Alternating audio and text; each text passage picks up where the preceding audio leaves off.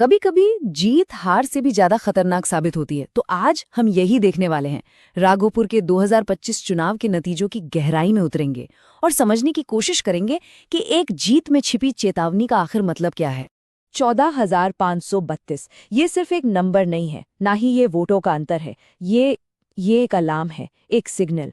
ये नंबर हमें बता रहा है कि एक नेता का राजनीतिक असर कैसे घट रहा है।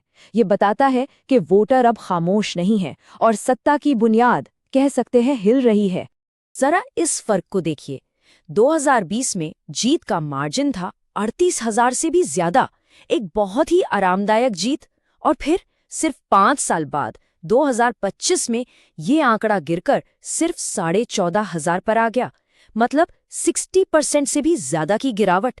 ये कोई छोटा मोटा बदलाव नहीं है, ये एक पॉलिटिकल अर्थक्वेक जैसा है। और हमारा काम है ये पता लगाना कि जमीन के नीचे आखिर ऐसा क्या हुआ। तो इस पूरी गुत्थी को सुलझाने के लिए हमने अपनी पड़ताल को 6 हिस्सों में बांटा है। सबसे पहले जीत में छिपी चेतावनी को देखेंगे, फिर राघोपुर की नब्ज टटोलेंगे, आंकड़ों की कहानी समझेंगे और फिर घटते मार्जिन के कारणों का विश्लेषण करेंगे।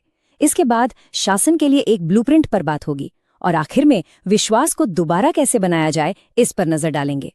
तो चलिए शुरू करते हैं पहले हिस्से से, जीत में छिपी चेतावनी। मतलब कैसे एक जीत भी किसी गहरी कमजोरी का इशारा हो सकती है।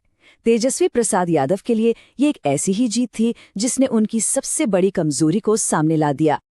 अब आंकड़ों में गोता लगाने से पहले ये जरूरी है कि हम राघोपुर की जमीन को समझें, वहां के लोगों को जानें। तो हमारा अगला पड़ाव है राघोपुर की नब्ज, वोटों के पीछे के लोग और जमीन को समझना, क्योंकि असली कहानी वहीं से शुरू होती है। राघोपुर ये बिहार के वैशाली जिले में पड़ता है।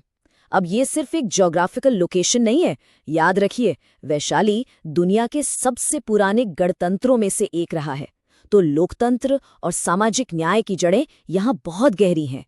यहाँ की पॉलिटिक्स हमेशा से जमीनी रही है, लोगों से जुड़ी हुई।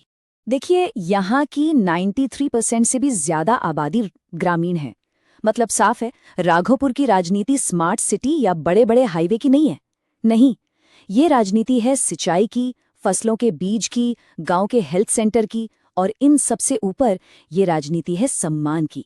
जो नेता इस नब्ज को नहीं पकड़ पाता, वो भले ही आंकड़ों में चुनाव जीत जाए, पर असल में वो हार जाता है। ये आंकड़े राघोपुर के पारंपरिक राजनीतिक समीकरण की तस्वीर साफ करते हैं। साक्षरता दर देखिए, करीब 68%। ये दिखाता है कि यहाँ का वोटर जागरूक है। यह हमारे संवैधानिक मूल्यों की नींव है। एक सूचित नागरिक जिसकी आवाज में दम हो और वो अपनी जिम्मेदारी भी समझे। फिर 63% से ज्यादा ओबीसी ईबीसी आबादी और लगभग 10% मुस्लिम आबादी। दशकों तक यही वो सामाजिक गठबंधन था जिसे आरजेडी का मजबूत किला माना जाता था। लेकिन 2025 के नतीजों ने दिखाया कि अब इस किले में भी दरारें पड़ने लगी हैं। तो चलिए अब जरा वक्त में पीछे चलते हैं और देखते हैं कि आंकड़े हमें क्या कहानी सुनाते हैं। ये सिर्फ नंबर्स नहीं है, ये पिछले दशक में वोटर्स की बदलती उम्मीदों और नाराजगी का एक कच्चा चिट्ठा है। इस टेबल पर नजर डालिए। 3 चुनाव, लेकिन कहानी एक ही है, जो 2025 में आकर एक बड़ा मोड़ लेती है। 2015 और 2020 में देखिए, जीत तो हुई पर टर्नआउट 60% से नीचे था। लेकिन 2025 में कुछ अलग हुआ। वोटिंग लगभग 11% बढ़ गई, पर जीत का मार्जिन आधे से भी कम हो गया। ये एक पहेली है ना?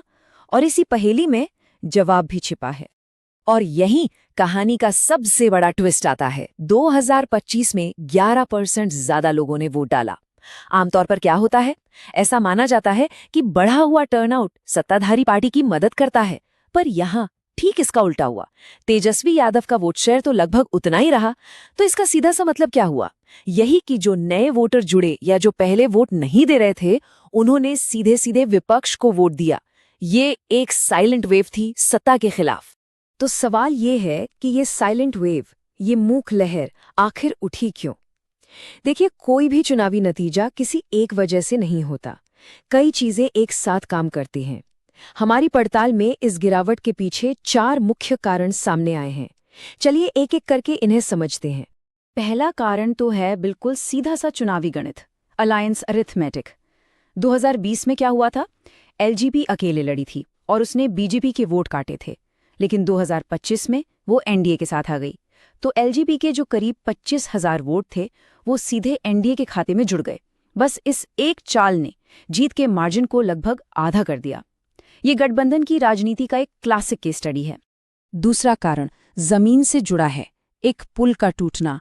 अगस्त 2024 में जब वो पुल गिरा तो उससे सिर्फ 20,000 लोग दुनिया से नहीं कटे, बल्कि सरकार और जनता के बीच जो भरोसे का पुल था वो भी टूट गया। सोचिए, जब किसी का बच्चा स्कूल न जा पाए या कोई बीमार अस्पताल न पहुंच पाए, तब पार्टी से वफादारी जैसी बातें बेमानी हो जाती हैं। लोगों ने अपनी नाराजगी वोट के जरिए जाहिर की। तीसरा कारण है जिसे हम कहते हैं इनकम्बेंसी स्टैग्नेशन, मतलब ठहराव। इसे ऐसे समझिए, जब वोटर्स की कुल संख्या बढ़ रही हो और आपका वोट शेयर वहीं का वहीं रहे, तो ये ट्रेडमिल पर दौड़ने जैसा है। आप दौड़ तो रहे हैं पर पहुंच कहीं नहीं रहे। असल में तो आप पीछे रह जा रहे हैं। 49% पर अटक जाना ये साफ संकेत है कि आप नए वोटर्स को अपने साथ नहीं जोड़ पा रहे। और चौथा कारण था विपक्ष का एक मास्टर स्ट्रोक, एनडीए की महिला रोजगार योजना। उन्होंने महिलाओं को सीधे कैश ट्रांसफर का वादा किया। इस एक वादे ने आरजेडी के पारंपरिक कल्याण के नैरेटिव को सीधी चुनौती दे दी। ये एक बहुत ही स्मार्ट मूव था जिसने एक बहुत ही जरूरी वोटिंग ब्लॉक यानी महिलाओं को अपनी तरफ खींच लिया। ठीक है, तो हमने समस्या को तो समझ लिया, पर सिर्फ डायग्नोसिस से काम नहीं चलेगा। अब आते हैं सबसे जरूरी हिस्से पर, इसका इलाज क्या है। आंकड़े सिर्फ ये नहीं बताते कि गड़बड़ कहाँ हुई, वो ये भी इशारा करते हैं कि इसे ठीक कैसे किया जा सकता है। तो चलिए अब एक ठोस एक्शन प्लान पर बात करते हैं। ये टेबल राघोपुर की असली जमीनी हकीकत को बयां करती है। ये सिर्फ मुद्दों की एक लिस्ट नहीं है, ये टूटे हुए वादों का एक दस्तावेज है। जब किसी इलाके में 38% बच्चे कुपोषण की वजह से स्टंटेड रह जाएं और 63% औरतें एनीमिया से जूझ रही हों, तो ये सिर्फ गवर्नेंस का फेलियर नहीं है, ये एक मॉरल फेलियर है और लोगों ने इसी के खिलाफ वोट दिया है। तो विश्वास दोबारा बनाने के लिए 3 कदम फौरन उठाने होंगे। पहला, वोटों का एक फोरेंसिक ऑडिट, ये समझना कि वोट कहाँ और क्यों खिसके। दूसरा, एक हाई अथॉरिटी शिकायत दफ्तर बनाना ताकि लोगों को लगे कि उनकी सुनवाई हो रही है। और तीसरा, तुरंत मेडिकल कैंप लगाना ताकि सबसे जरूरतमंद लोगों तक सीधे मदद पहुंचे। ये सिर्फ योजनाएं नहीं हैं, ये भरोसे की इमारत की पहली ईंटें हैं। एक्शन के साथ साथ नैरेटिव को भी बदलना होगा। 3 मुख्य बातें। पहला, जो नया कच्ची दरगाह बिदुपुर ब्रिज बन रहा है उसे अपनी उपलब्धि के तौर पर पेश करें। दूसरा, विपक्ष की कैश स्कीम का जवाब देने के लिए महिला विंग को एक्टिवेट करें, घर घर भेजें। और तीसरा, युवाओं के लिए हाइपर लोकल रोजगार रजिस्ट्रेशन ड्राइव चलाएं। ये सिर्फ कम्युनिकेशन नहीं है, ये लोगों को ये एहसास दिलाने का तरीका है कि आपको उनकी फिक्र है। तो इन सब से हम सीखते क्या हैं? ये पूरा विश्लेषण हमें एक बहुत ही सीधी सादी लेकिन बेहद जरूरी सच्चाई तक ले आता है कि राजनीति का भविष्य लोगों पर केंद्रित होना चाहिए। ये जो बात स्क्रीन पर है, ये इस पूरी चर्चा का सार है। शासन सिर्फ एक चुनाव जीतना नहीं है, यह जनता के विश्वास का दिन प्रतिदिन का इंजीनियरिंग है। मतलब साफ है, अब आप सिर्फ जाति या समुदाय के गणित के भरोसे नहीं रह सकते। नहीं, आपको हर दिन अपने काम से लोगों का भरोसा जीतना होगा, और ये भरोसा सम्मान पर टिका होता है। इसमें नागरिकों की निजता और उनकी सहमति का सम्मान भी शामिल है, जैसा कि भारत का डीपीडीपी फ्रेमवर्क साफ करता है। तो आखिर में सवाल यही रह जाता है, आज के इस जटिल दौर में क्या डेटा हमें वापस लोगों पर केंद्रित राजनीति की तरफ ले जा सकता है? राघोपुर का ये केस हमें दिखाता है कि आंकड़े सिर्फ चुनाव जिताने का हथियार नहीं है, वो लोगों की जरूरतों को समझने और एक बेहतर कल बनाने का नक्शा भी हो सकते हैं। अब फैसला नेताओं को करना है। अगर आप एक जन केंद्रित नेता बनना चाहते हैं और अपने निर्वाचन क्षेत्र का उत्थान करना चाहते हैं, तो blueprintstrategies.ai से mgr@blueprintstrategies.ai पर संपर्क करें या 08042041602 पर कॉल करें। Purpose beyond politics.